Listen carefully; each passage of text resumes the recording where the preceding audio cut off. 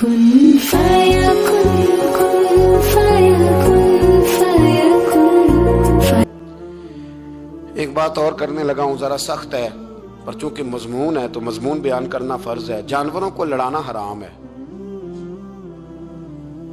حضرت عبداللہ ابن مسعود رضی اللہ تعالیٰ عنہ روایت بیان کرتے ہیں، فرمایا لعنتی ہے وہ شخص جانوروں کو آپس میں لڑاتا ہے۔ وہ لعنتی ہے جو جانوروں کو آپس میں اور آپ اس ملک میں رہتے ہیں جہاں کروڑوں روپے کی شرطیں لگتی ہیں جانوروں کی لڑائی میں، جانوروں کو اذیت دی جاتی ہے، تکلیف دی جاتی ہے، کبوتر اڑائے جاتے ہیں، اور بڑا انعام اس کو ملتا ہے جس کا کبوتر دیر کے بعد آئے۔ کبوتر باز کبوتر کو بیٹھنے نہیں دیتا۔ یہ حرام ہے، شریعت اسلامیہ میں حرام ہے جانوروں کا لڑانا، اور ان کو ایک دوسرے کے خلاف ابھارنا حرام ہے، دین میں منع کیا گیا ہے۔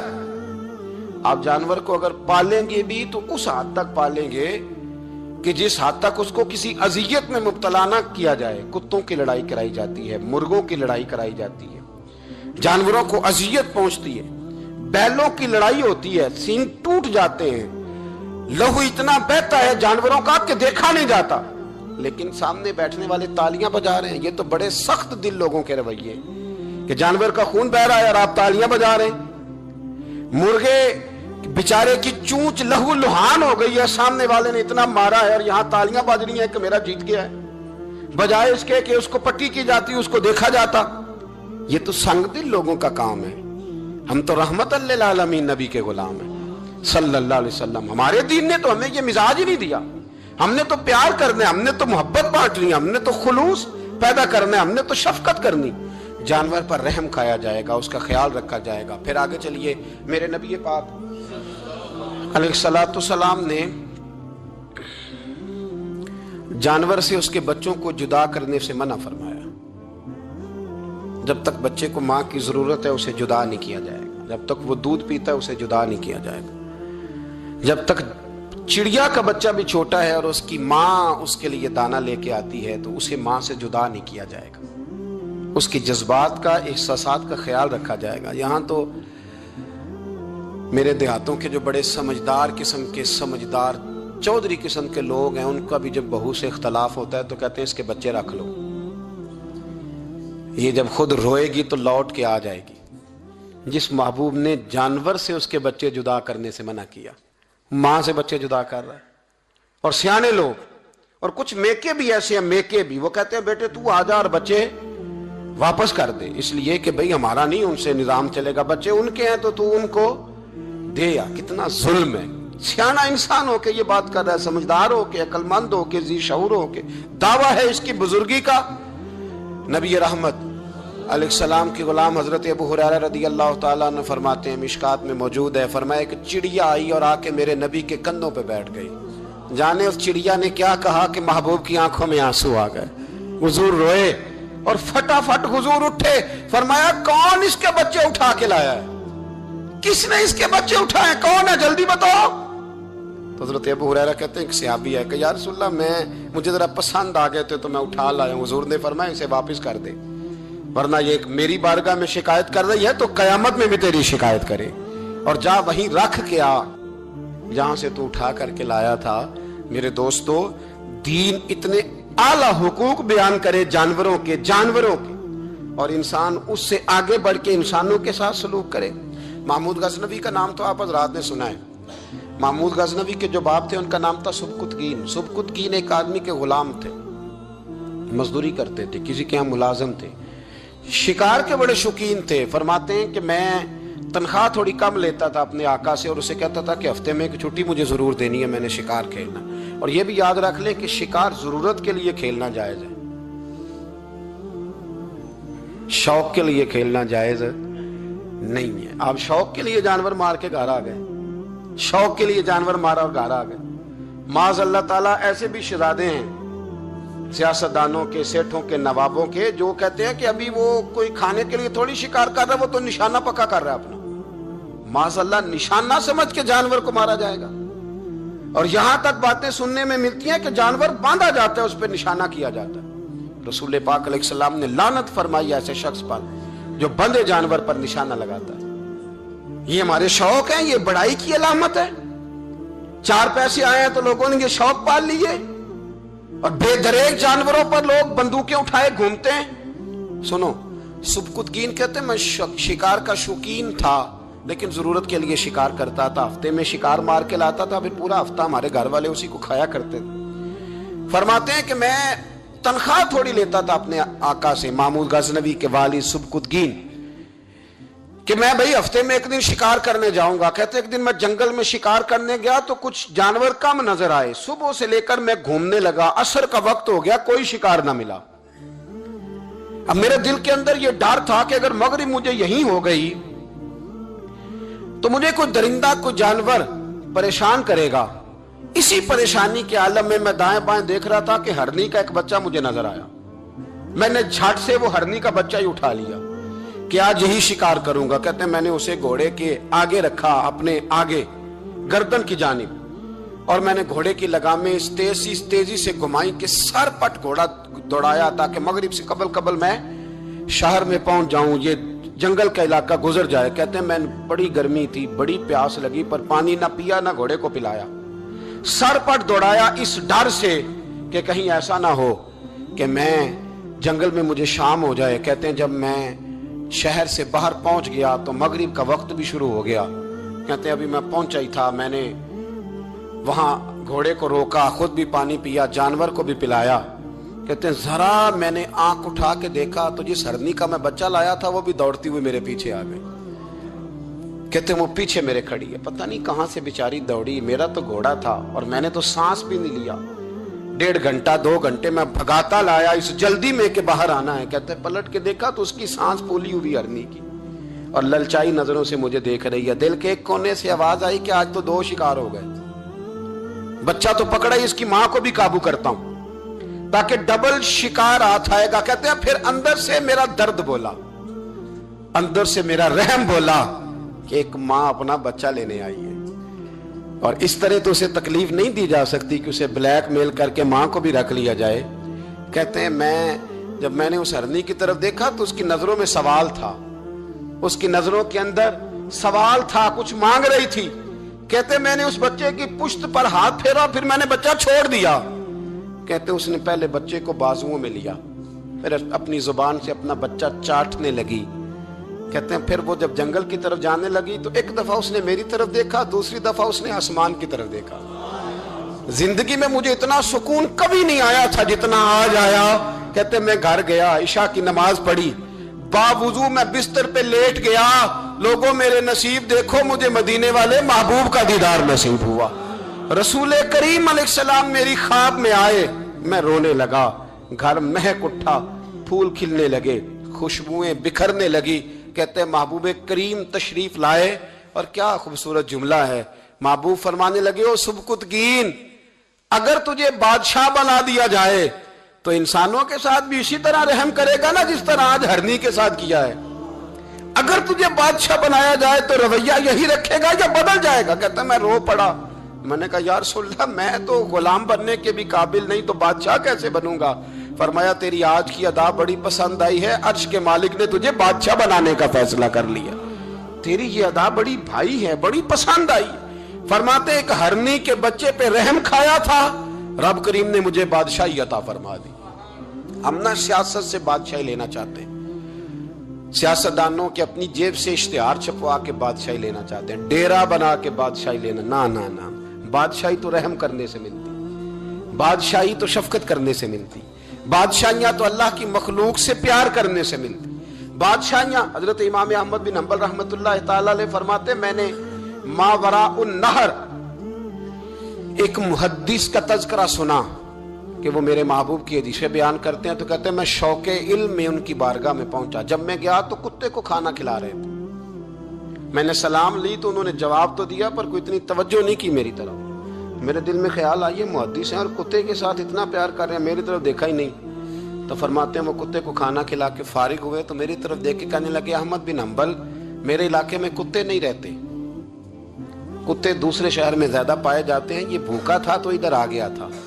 और तुम्हें हुजूर अलैहिस्सलाम की वो हदीस तो पता होगी कि नबी पाक ने फरमाया जो किसी के साथ उम्मीद लगाए اور وہ آدمی اس کی امید پوری کرنے پر قادر ہو پھر بھی امید پوری نہ کرے تو قیامت کے دن اللہ اس کی بھی بہت ساری امیدیں پوری نہیں کرے گا، اسے سزا ملے گی۔ امید پوری کرنے پر قادر تھا، مجبور نہیں تھا، پر پوری نہ کی تو اسے قیامت کے دن سزا ملے گی۔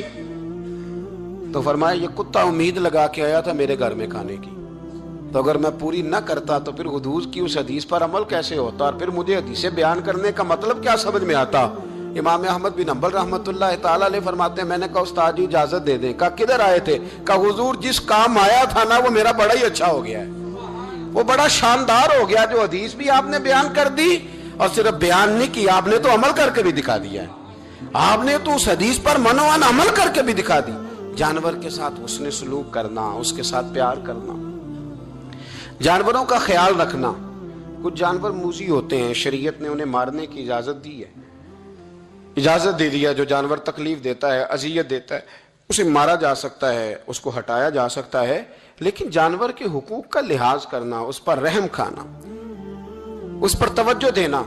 میں برطانیہ کے ایک شہر کی طرف جا رہا تھا تو رستے میں نا ٹریفک بند ہو گئی، تو آپ کو پتا ہے میپ وغیرہ نکل آئے ہیں تو میپ سے پتہ چل جاتا ہے کہ کس روڈ پہ رش زیادہ ہے، کس پہ رش کم ہے۔ تو میں نے اپنے ڈرائیور سے یہ شکوہ کیا کہ میاں تم تو کہتے ہو یہ رستہ صاف ہے، یہ تو یہاں تو ٹریفک ہے۔ کہنے لگا حضرت صاحب پہلے نہیں تھی، ابھی ہوئی ہے تو پتہ کر لیتا ہوں۔ اس نے نیٹ پر کوئی چیز لگائی تو جواب یہ آیا کہ روڈ پہ نا آگے کتے کا ایکسیڈنٹ ہو گیا ہے اور ایمبولینس آ رہی ہے کتا اٹھانے کے لیے، تو جیسے ہی کتا اٹھا کے لے جائے گی نا روڈ کھول دیا جائے گا۔ مجھے نا شرم آئی مجھے، احساس نے مجھے پریشان کر دیا۔ وہ کہنے لگا حضرت میں نے کوئی ایسی بات تو نہیں کر دی، آپ تو پریشان ہو گئے۔ میں نے کہا یار پریشان اس لیے ہوا ہوں کہ کافروں کا ملک ہے، کتے کا ایکسیڈنٹ ہوا ہے تو ایمبولینس کتا اٹھانے آ گئی ہے۔ اب مسلمانوں کے ملک میں کتا اگر روڈ پہ ایکسیڈنٹ ہو جائے تو وہ گاڑی کے ٹائروں کے ساتھ مسئلہ تو جاتا ہے، پر مرے ہوئے کو بھی سائیڈ پہ کوئی نہیں کرتا۔ میرے وطن عزیز میں، میرے ملک کے اندر کتا اگر اس کا ایکسیڈنٹ ہو گیا تو ٹائروں کے ساتھ ہی وہ جائے گا۔ یعنی درس دینے والا M A, B A, B B A, M S C, M Phil, P H D کی ڈگری رکھنے والا، اب مالدار غریب لوگ تو نہیں نا گاڑیاں ڈرائیو کر رہے ہوتے، مالدار پڑھے لکھے لوگ، وہ اپنے ٹائروں کے ساتھ اس کتے کے اوپر سے گزریں گے، لیکن کچھ چھڑی لے کے اس کو سائیڈ پہ نہیں کریں گے۔ اور ہمارے کوئی فلسفے سنے تو ہم سے زیادہ اچھا بیان ہی کوئی نہیں کر سکتا، ہماری کو لب و لہجہ دیکھے تو ہم سے زیادہ اچھی نصیحت کرے گا کوئی نہیں۔ لیکن اس کو ایک جگہ پہ میں نے کہا ایک سنگی سے کہ یار ذرا تھوڑا رکو، اس کو سائیڈ پہ کر دو، تو کہنے لگے مین روڈ پہ کیسے رکیں؟ تو میں نے کہا ہیلمٹ گر جائے تو فٹافٹ رک جاتے ہو، تھیلا گر جائے نا کبھی سامان والا تو یوں کر کے گاڑیاں بلاک کر دیتے ہو، اگرچہ وہ 150 روپے کا ہی مال کیوں نہ ہو، اور کتے کی خاطر نہیں نیچے اتر سکتے، اس کو تھوڑا سا ہٹایا نہیں جا سکتا۔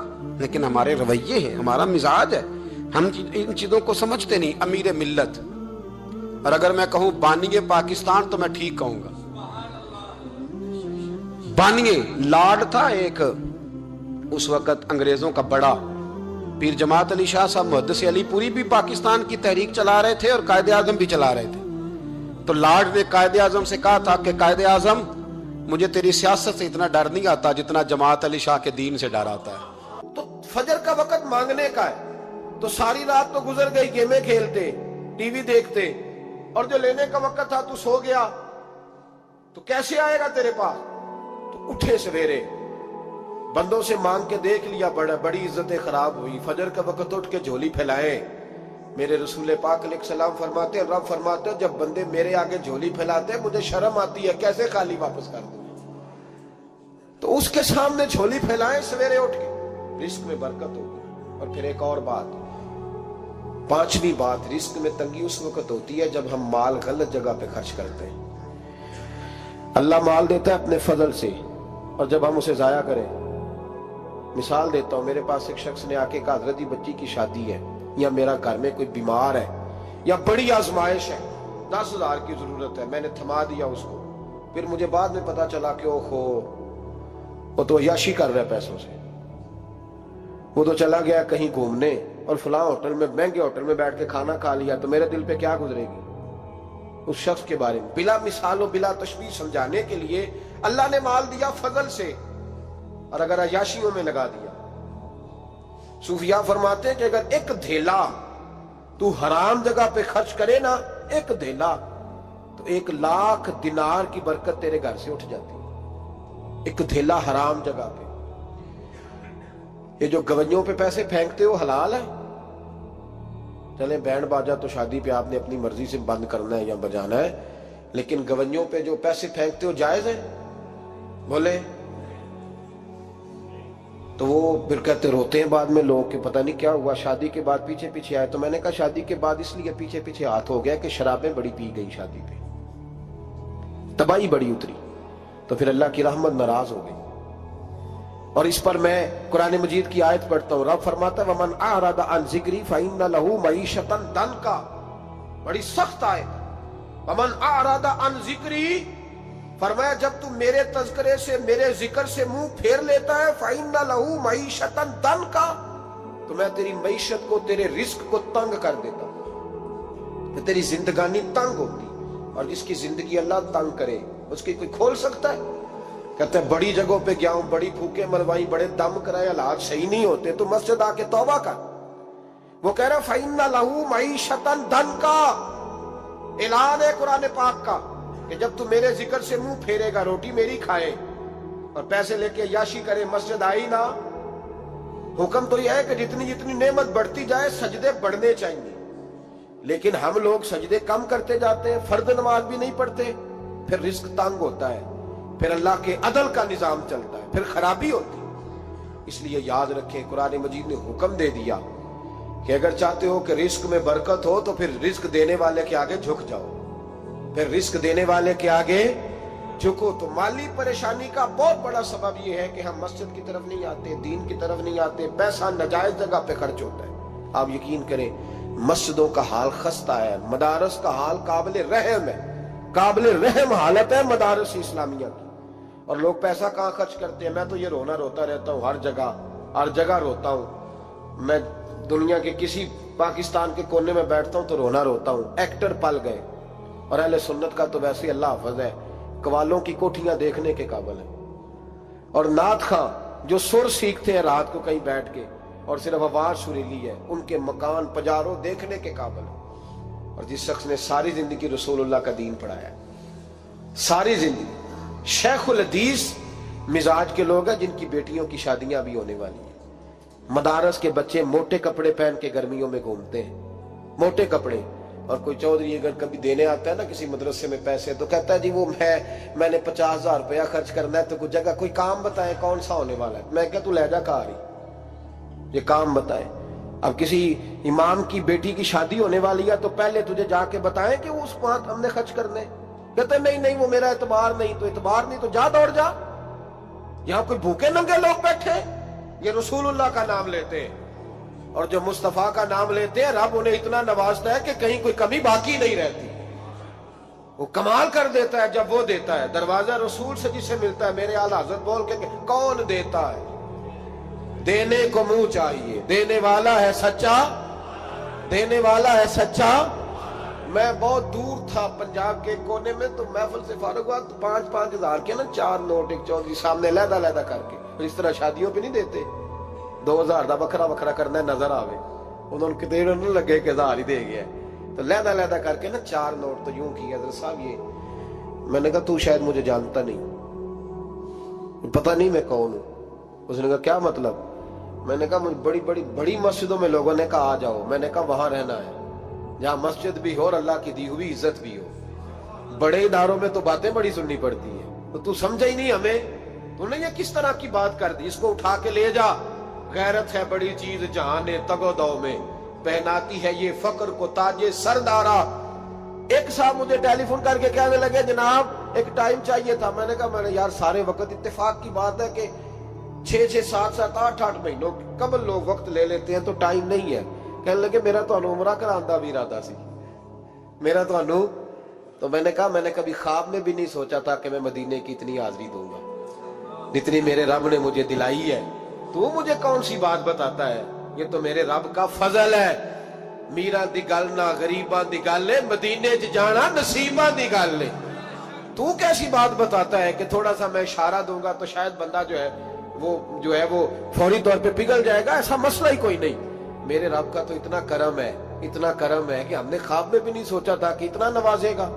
तो ये लोग गलत समझते हैं। मैं अपने मदरसे के तालिब इल्मों को कहता हूँ, जिंदगी में सबसे अच्छा खाना अल्लाह तुम्हें देगा, और सबसे ज्यादा अच्छा कपड़ा अल्लाह तुम्हें देगा, सबसे अच्छी गाड़ी अल्लाह तुम्हें देगा। बस एक शर्त है, सारी जिंदगी मोहम्मद अरबी के वफादार रहना, रसूलुल्लाह के निजाम से, हुजूर के तरीके से कभी गद्दारी कभी ना करना। बड़ा नवाजेगा, और इतना नवाजेगा तुमने कभी सोचा भी नहीं होगा। तो याद रखें, अल्लाह रिस्क में बरकत देता है, लेकिन उस वक्त जब हम अपनी जिंदगी हकीर करते हैं ना, अब जहां आने लगा हूं वहां आपको लाना चाह रहा हूं। हम पता क्या करते हैं, हाथ फैलाते हैं। बड़े बड़े रईस आजम होके लोग हाथ फैलाते हैं। अगर आप नाराज ना हो तो MNA ने भी इन्वेस्टर रखे होते हैं, MPA का भी इन्वेस्ट, वो भी फोन करता है कि इतनी फ्लैक्स तेरे जिम्मे, इतने तेरे जिम्मे। ये मत समझे कि मांगने वाला छोटा तबका है। यहाँ बड़े बड़े लोग हैं। यहाँ तो पुलिस अफसर भी दुकान पे आ जाए तो दुकानदार परेशान होता है कि ये मुफ्त हो रहा है, ये पैसे नहीं देगा। तो यहाँ मांगने के स्टाइल बड़े बड़े निराले, बड़े बड़े लोग हैं। नाराज ना होइएगा, सबकी बात नहीं कर रहा, लेकिन इल्ला माशाअल्लाह अक्सर की बात कर रहा हूं। अब मेरे नबी पाक सल्लल्लाहु अलैहि वसल्लम ने दर्स दिया, फरमाया जिंदगी में हाथ ना फैलाना कभी भी, जिंदगी में कभी भी हाथ। माली परेशानी का हल बताया, मेरे अभी फरमाने लगे यूं ना करना, वरना फिर दोबारा सारी जिंदगी इस तरह नहीं हो सकेगा। फरमाया अपनी गुर्बतें छुपा के रख, अगर अल्लाह कभी आजमाइश डाले तो अल्लाह के साथ बात कर, उसके नेक बंदों के साथ बात कर, कभी भी यूं ना करना, वरना सारी जिंदगी फिर तू मांगता ही रहेगा। तो या रसूलुल्लाह क्या करे? फरमाया तू देने का इरादा कर, अल्लाह भी तुझे माला माल फरमा देगा। तो जिसने हाथ फैलाया हुआ है ना, इस नाथ खान ने भी, मौलवी ने भी, MNA ने भी, MPA ने भी, और वजीर ने भी, और मुशीर ने भी, और क्या बताएं कहां तक। हमारा तो वजीर आजम किसी मुल्क चला जाए तो अगला मुल्क परेशान हो जाता है कि शायद कुछ लेने आया है। जिनको आज यौम पाकिस्तान है, पाकिस्तान मांगने के लिए नहीं बना था, ये देने के लिए बना था। ये तो देने के लिए बना था। ये तो वो सल्तनत बनाई गई थी जो दरवेशों ने कायम कर दी, और इस मुल्क को भिखारी बना दिया है। लेकिन हम फिर भी मायूस नहीं, ये मिट्टी बड़ी हसीन है। इंशाअल्लाह ताला यहां से ऐसे फूल खिलेंगे कि सारी दुनिया को खुशबू जाएगी। इस धरती से इंशाअल्लाह ताला ऐसे दरख्त उगेंगे कि सारा जमाना साए में बैठेगा। मैं दूर नहीं निकलना चाहता। तो एक रिस्क की तंगी का मामला यह है कि हम मांगते हैं। कुछ लोग इसलिए भी किसी से सवाल कर लेते हैं कि कोई कहे ना अमीर बड़ा है। सवाल, शादी का मौका आता है तो 2-4 दोस्तों को फोन कर लेते हैं, फिर रिश्तेदारों को बताते फिरते हैं कि मैंने तो कर्जा पकड़ के निकाह किया, कर्जा पकड़ के रजिस्ट्री कराई है, ताकि लोग। तो जब तू एक दफा मांग लेता फिर सारी जिंदगी तेरी माली मुश्किलात हल नहीं होती। एक वजह यह है। अब आइए इन परेशानियों के कुछ रूहानी इलाज हैं। 2-1 बातें अर्ज करूं। सूरह तलाक 2-3 नंबर आयत की घर जाके तिलावत करें। रब करीम ने फरमाया वमन यत्तकिल्लाह यजअल लहु मखरजा, फरमाया जब तू अल्लाह से डरेगा तो अल्लाह हर मुश्किल से निकलने का तुझे रास्ता अता फरमा देगा। और क्या खूबसूरत अंदाज है कुरान मजीद का, और हमने इसका लाखों बार तजर्बा किया, 20 और सैकड़ों बार ये चीज जाती तौर पर प्रैक्टिकल से गुजरी। अल्लाह ने फरमाया हर मुश्किल से निकलने का रास्ता भी देगा, वयरज़ुक़हु मिन हैसु ला यहतसिब, और अल्लाह तुझे वहां से रिस्क देगा कि तूने कभी सोचा भी नहीं होगा। वयरज़ुक़हु मिन हैसु ला यहतसिब से देगा कि तूने कभी सोचा भी। एक सहाबी हज़रत औफ बिन मालिक रज़ी अल्लाह तआला कहते मेरा बच्चा काफिरों ने कैद कर लिया, घर में गुर्बत पहले बड़ी ज्यादा थी, मैं दरवाजा रसूल पे आया, हुजूर अब क्या करूं? तो कहते हैं नबी पाक ने फरमाया भरोसा अल्लाह की जात पे कर, तवक्कुल अल्लाह की जात पे कर, और घर जाके तस्बीह लेके मियां बीवी बैठ जाओ और पढ़ो ला हौला वला कुव्वता इल्ला बिल्लाहिल अलीय्यिल अज़ीम, जाओ पढ़ो जाके। कहते मैं घर बैठा अभी चंद तस्बीहां पढ़ी थी कि दरवाजे पे दस्तक हुई, दरवाजा खोला तो मेरा बेटा दरवाजे पे खड़ा था, पलट के देखा तो 400 बकरियां भी लाया था। और मैंने कहा बेटा ये कैसे आ गई? कहने लगे अब्बा जी मुझे एक हवेली में काफिरों ने कैद किया हुआ था, मैं बड़ा परेशान था, लेकिन अभी थोड़ा देर पहले पता नहीं क्या हुआ, मैंने यूं हाथ हिलाया तो रस्सियां खुल गई, बाहर निकला हूं तो 2-3 बंदों पे नींद का ऐसा गलबा था कि बेहोश होके गिरे हुए थे। 400 बकरियां भी थी, मैंने दरवाजा खोला, बकरियां मेरे साथ दौड़ने लग गई हैं। तो मैं 400 बकरी भी ले आया हूं, पलट पलट के देखता रहा हूं, पर मीलों का सफर हुआ वो आए ही नहीं। تو والد کہنے لگے بیٹا چلو پہلے مصطفیٰ کریم سے جا کے پوچھ لیں، دیکھیں کیسے مالی مسئلے حل ہوتے ہیں، حضور سے جا کے پوچھیں کہ ہمارے لیے جائز بھی ہے کہ نہیں۔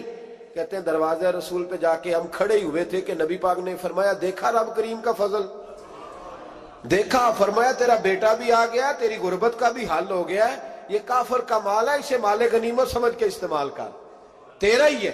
تو لا حول ولا قوت الا باللہ العلی العظیم پڑھیں تو رزق میں پڑھیں گے انشاءاللہ، بول کے بتائیے پڑھیں گے انشاءاللہ تعالی۔ لیکن سنی قوم تویز پہ لگ گئی ہے، کہتے ہیں وظیفہ پڑھنا پڑتا ہے، آپ لکھ کے دیں گلے میں ڈالنے کے لیے تاکہ وہ ڈالتا جاؤں اور میرے اوپر پیسوں کی بارش ہوتی جائے۔ وظیفہ پڑھیں، وظیفہ پڑھیں۔ سنیں ایک اور وظیفہ سنیں، امام قرطبی نے تفسیر قرطبی میں لکھا رزق کی برکت کا وظیفہ۔ امام قرطبی نے لکھا ہے حضرت انس بن مالک رضی اللہ تعالیٰ عنہ کہتے ہیں ایک شخص حضور کی بارگاہ میں آیا، کہا یا رسول اللہ صلی اللہ علیہ وسلم غربت بڑی ہے، بڑا دکھی ہوں، بڑا پریشان ہوں۔ تو حضور نے وظیفہ بتایا، فرمایا جب بھی گھر جاؤ نا گھر والوں کو سلام کہنی ہے، السلام علیکم، یعنی کب کہنی ہے؟ جب بھی جاؤ۔ کب کہنی ہے؟ یعنی گھر سے نکلے ماچس لینے کے لیے، واپس آ کے کہنا السلام علیکم۔ پھر گھر والوں نے کہا ہو یاد نہیں رہا تھا، وہ تو چینی بھی ختم ہو گئی ہے، پھر گئے چینی لینے تو واپس آ کے پھر السلام علیکم۔ انہوں نے کہا خو ناراض نہ ہوئیے گا، پتی بھی نہیں چائے کی۔ اب واپس گئے تو پھر واپس آ کے کیا کہنا ہے؟ تو نبی پاک صلی اللہ علیہ وسلم نے فرمایا جب بھی گھر جا السلام علیکم کہے اور 3 دفعہ سورۃ اخلاص پڑھ دے، اور سورت بھی وہ بتائی جو سب کو آتی ہے، قل هو اللہ احد اللہ الصمد لم یلد ولم یولد ولم یکن لہ کفوا احد۔ 3 دفعہ یہ پڑھ دے۔ صحابی بڑے سیانے تھے، بڑے مسئلے حل کرتے تھے ہمارے، فٹافٹ بول پڑے وہ صحابی، کہنے لگے حضور میری تو چھوٹی سی فیملی ہے، کئی دفعہ بچے گھر نہیں ہوتے، ننھیال گئے ہوتے ہیں، تو پھر کیا کروں؟ حضور نے فرمایا جب گھر میں کوئی نہ ہو تو اپنے نبی پہ درود و سلام پڑھ دینا، تیرے نبی کا کرم تو تیرے گھر میں ہوگا نا۔ حضرت انس بن مالک رضی اللہ تعالیٰ عنہ فرماتے ہیں کہ ہم انتظار میں تھے کہ بندہ واپس آئے اور رزلٹ بتائے۔ کہتے ہیں وہ کچھ دنوں کے بعد واپس آئے تو عجیب بات کی انہوں نے، ہمسایوں سے کئی دفعہ بندے کی نہیں نا اتنی بنتی، اور کئی دفعہ لگتا ہے کہ میرا ہاتھ اوپر ہی رہے، یہ کہیں مجھ سے تگڑے نہ ہو جائے۔ کہتے ہیں وہ آئے تو نبی پاک صلی اللہ علیہ وسلم نے کہا کیا حال ہے تیرا؟ تو عرض کرنے لگے یا رسول اللہ صلی اللہ علیہ وسلم وظیفہ تو میں نے اپنے لیے پوچھا تھا اور میرے تو ہمسائے بھی امیر ہو گئے، حضور وہ تو میں نے اپنے لیے پوچھا تھا اور میرے دائیں بائیں والے لوگوں کو بڑی برکت ہوئی ہے۔ تو میرے محبوب مسکرانے لگے، حضور فرمانے لگے گویا برکتیں تیرے گھر میں جب برسی ہیں تو چھن چھن کے ان کا فیض اللہ نے تیرے ہمسایوں کو بھی عطا فرمایا۔ مشکل تو نہیں وظیفہ، کیا کرنا ہے؟ نہیں تو نہیں آکھنا مشکل لگتا مجھے، تسی کر دینا سلام لو، تسی کہنا بندے اسی ہیں سلام اسی لویے، تسی لو جاؤ کے دوبارہ گھر جا کے کیا کرنا ہے؟ چلے کچھ نہ کچھ 55% بولے ہی ہیں ماشاءاللہ۔ کیا کریں گے؟ السلام، اور پھر کیا پڑھنا ہے؟ سبحان اللہ۔ 3 دفعہ سورۃ اخلاص پڑھ دیں، فرمایا اللہ برکت پیدا کر دے گا۔ اب سنیں، ایک دوست آئے، کہنے لگے حضرت جی بڑے پیروں کے پاس گیا ہوں، مالی مسئلہ حل نہیں ہوتا، تو میں نے کہا میں تجھے نبی پاک کی بارگاہ میں نہ لے جاؤں، پیروں کے پیر کے پاس نہ چلے جائیں۔ میں نے کہا سن تیرا مالی مسئلہ حضور حل کر دیتے۔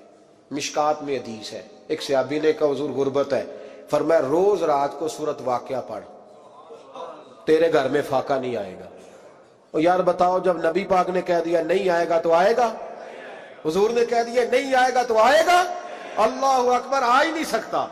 تو وہ والا وظیفہ پڑھ جو مصطفیٰ کریم نے بتایا ہے، اور رب کریم کی بارگاہ میں گویا نیت ہو کہ یا اللہ میں کوئی خود تو نہیں نہ پڑھ رہا، تیرے نبی نے بتایا ہے، سورۃ واقعہ پڑھ، تیرے گھر میں فاقہ۔ حضرت عبداللہ ابن مسعود رضی اللہ تعالیٰ عنہ بیمار ہو گئے، شدید بیمار، اور بیٹیوں کے باپ تھے، بیٹیاں زیادہ تھیں۔ حضرت عثمان غنی رضی اللہ تعالیٰ عنہ کا دور خلافت تھا، جناب عثمان غنی تیمارداری کرنے آئے اور کہنے لگے عبداللہ آپ بڑے بیمار ہیں، ابن مسعود آپ بڑے علیل ہیں، کچھ پیسے نہ بھیج دوں خزانے سے؟ تو حضرت ابن مسعود کہنے لگے ضرورت نہیں، کہا آپ کی بیٹیاں ہیں کام آئیں گے۔ تو آپ فرمانے لگے میں نے بیٹیوں کو خزانہ دے دیا ہے۔ کہا کیا خزانہ دیا ہے؟ کہنے لگے میں نے اپنی بیٹیوں کو پابند کر لیا ہے، وہ رات کو روز سوتے وقت سورۃ واقعہ پڑھ کے سوتی ہے۔ تو نبی پاک نے کہا فاقہ نہیں آ سکتا، تو لہذا میری بیٹیوں پہ کبھی فاقہ نہیں آ سکتا تو روز یہ تو کہتے ہو داماد جی سے کہ بھئی آپ مہربانی کرو کو خرچہ بڑھاؤ، بچی بڑی پریشان ہے، تو بچی کو بھی ایک خزانہ دے دو، اس کو بیٹے روز رات کو سورت واقعہ پڑھا کر، رات سورت واقعہ پڑھے، صبح سورہ ملک پڑھے، دن کے وقت سورت بقرہ پڑھے۔ میرے نبی پاک صلی اللہ علیہ وسلم نے فرمایا جس گھر میں سورت بقرہ پڑھی جائے جن تو کیا شیطان بھی دوڑ جاتا ہے، تو کوئی جادو اثر کر سکتا ہے؟ تو ان وظیفوں پہ عمل کریں جو نبی پاک صلی اللہ علیہ وسلم نے ہمیں عطا کیے ہیں۔